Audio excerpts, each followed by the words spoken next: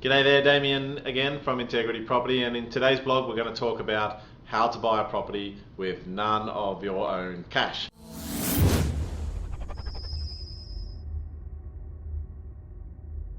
Now, there's a lot of spruikers out there who have got all these evil schemes on how you can do this, but really today we're just going to boil it right down and get to the truth about each of those and make sure you understand what options you have as a property investor.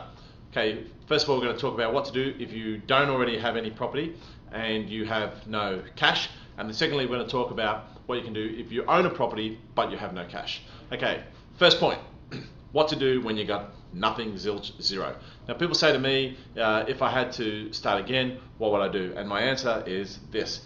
I would quite seriously move in to a caravan park, live very, very simply, have a full-time job, a night job, and I would live on cheese sandwiches and cereal and toast and 2-minute instant noodles until such time as I saved up enough money for my first deposit on a property.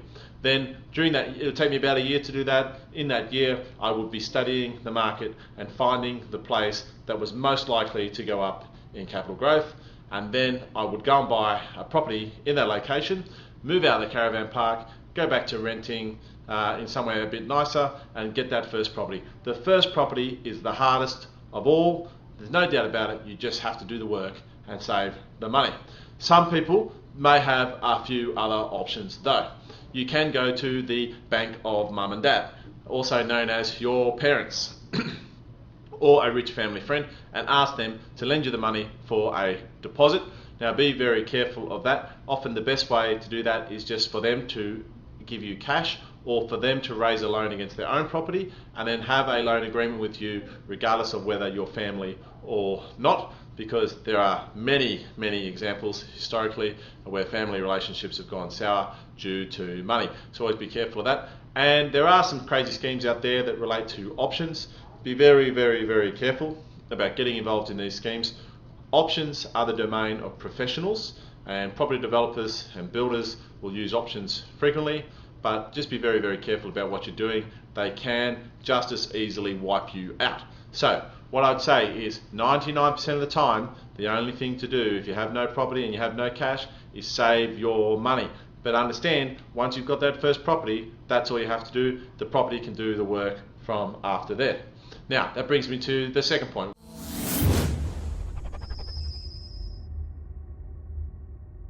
What to do if you do have a property, perhaps your own home that you've been furiously trying to pay down, but you don't have any cash. And that's where we get into what we call available equity. Now, quick math, you have property, how much is that property worth and how much is the loan?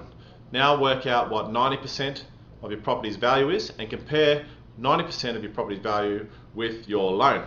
If they are both the same, then you don't have much option. But if the loan is less than 90%, then you can do what's called an equity loan. You can go back to your first lender and raise a second loan secured against your first property and use the funds from that loan to pay the deposit and costs on a new property. Now it's amazing how many people don't realise you can do this, and you can use all of those funds to pay for not only the deposit but also the interest, the stamp duty, the legals, the mortgage insurance, you name it, can all be paid for it.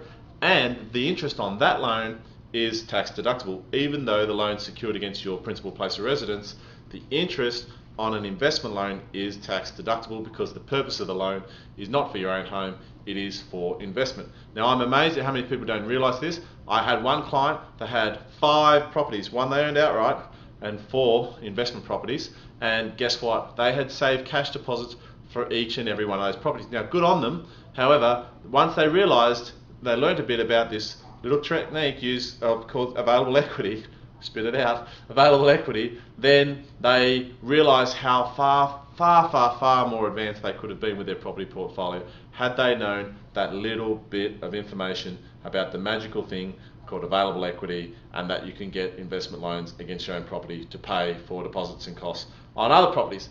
So that's it for today. Beware of the option schemes. Often the best way and the only way to get to the first property is save like a demon. You don't have to buy your own property. First home owners grants and things like that, at time of writing you can buy an investment property first and then buy your own property later and use all the homeowner grants, but check with your local government on the rulings at the time you go to buy your properties.